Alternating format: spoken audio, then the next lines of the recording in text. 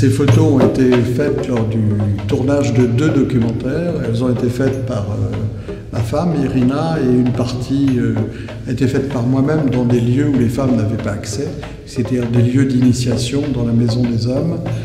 Et tout cela se passe en Papouasie-Nouvelle-Guinée, c'est-à-dire la 2e plus grande île au monde, au nord de l'Australie, dont une partie appartient à l'Indonésie et l'autre partie est indépendante. Daniel Vigne est un réalisateur et scénariste français né à Moulins. Il reçoit de nombreuses récompenses, parmi lesquelles le film aux 3 Oscars, Le Retour de Martin Guerre avec Gérard Depardieu et Nathalie Baye. Passionné d'histoire, il est également un réalisateur de documentaires. De Papou entre 2 mondes, il ramène des photos exceptionnelles en compagnie de Irina, sa femme, qui a su dompter l'appareil malgré sa modestie en la matière. C'est une découverte, plutôt. C'est une découverte parce que moi, j'ai aucune notion, malgré que je reconnais qu'il a des belles photos, c'est vrai. Mais en fait, c'est la petite thérapie que Daniel m'avait donnée au début, en me disant un cadrage, ça fait comme ça, toi ton point de vue, et après, voilà, c'est un cadrage avec ton point de vue. Et c'est comme ça que tout était réalisé.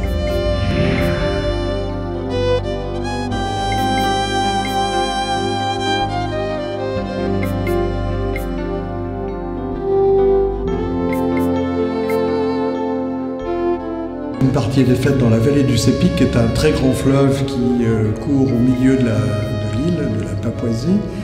Et une autre partie a été réalisée dans des tribus, chez des tribus des hauts plateaux, à 2000 mètres d'altitude. C'est des hauts plateaux qui parcourent le centre de l'île aussi, à côté de montagnes qui arrivent jusqu'à 5000 mètres. Et ces tribus, notamment les tribus des Nipas, ce sont des tribus qui n'ont pas vu d'homme blanc avant les années 60. Donc il y a des photos qui ont trait, notamment toutes ces photos avec des couleurs de visage et des plumes, ont été faites à Mantagun, c'est-à-dire là où se réunissent des milliers de Papous pour fêter un rassemblement tribal et se connaître les uns les autres, parce qu'il y a 800 langues différentes qui sont parlées. Les Australiens avaient imaginé une langue commune qui s'appelle le pidgin, et c'est ce pidgin qui rassemble les tribus qui ont chacun leur langue vernaculaire. Alors, toutes les photos qui ont énormément de couleurs sont des photos qui ont trait à ces tribus des hauts plateaux. Les femmes qui ont un revêtement en boue, en terre grise, ce sont des veuves. Après la mort de leur conjoint, elles se revêtissent de cette boue, et lorsque la boue commence à partir, elles reprennent une vie normale dans la tribu.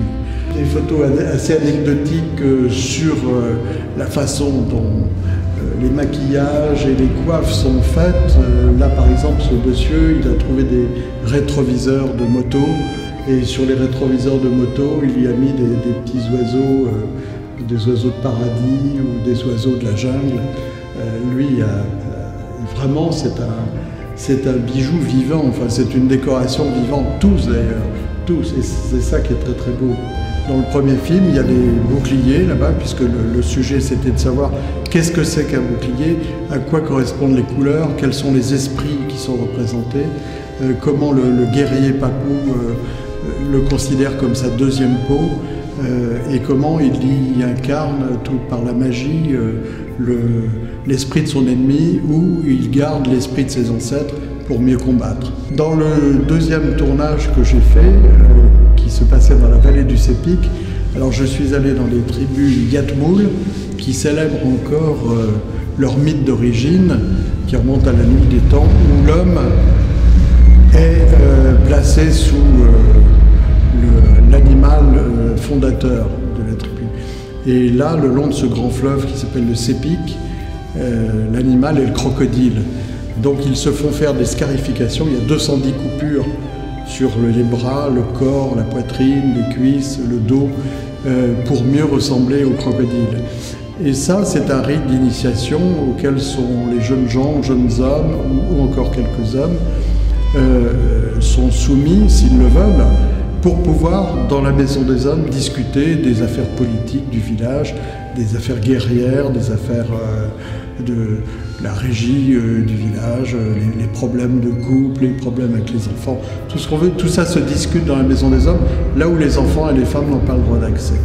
Alors ça, ce sont des traditions qui sont en train de se perdre, parce que les jeunes gens préfèrent autre chose. Irina, avez-vous rencontré des difficultés pendant le shooting des photos? C'était pas compliqué parce que bon, il y avait des circonstances où les femmes ne pouvaient pas être avec les hommes. Par exemple, dans le premier tournage, qui c'était la reconstitution d'une guerre, donc moi j'étais à part avec les femmes. C'est pour ça qu'il a beaucoup de cette photo que c'est plus des femmes que des hommes. C'est pas parce que je suis d'un côté féministe, d'un côté papou.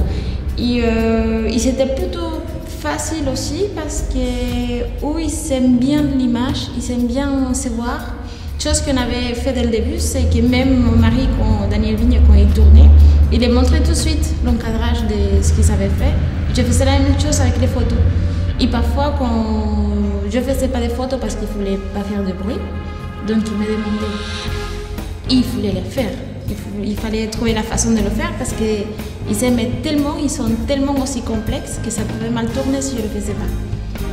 Mais non, c'était plutôt facile et on se comprenait par des signes parce que la langue locale, je ne la parle pas. Je ne parle pas non plus l'anglais, mais bon, par des signes, on s'est bien compris et on était très proches malgré la langue. Daniel Vigne, comment vient l'idée d'aller en Papouasie-Nouvelle-Guinée faire un tel documentaire? L'idée, elle vient, vous savez, il y a beaucoup de choses qu'on fait dans sa vie dont l'idée remonte à l'enfance ou à l'adolescence, c'est-à-dire par les lectures, par les films qu'on voit. Moi, j'étais très attiré par toutes ces histoires de cannibales, de coupeurs de tête qui se passaient dans les mers lointaines, entre Tarzan, Bob Moran, les écrits de Stevenson, Herman Melville, tout ça. Bon, ça remonte à l'enfance. Un jour, j'irai, me disais-je, j'irai dans ces îles lointaines et voilà. Donc il suffit parfois de rêver pour que ça devienne réalité. C'est chose faite. Oui, c'est chose faite.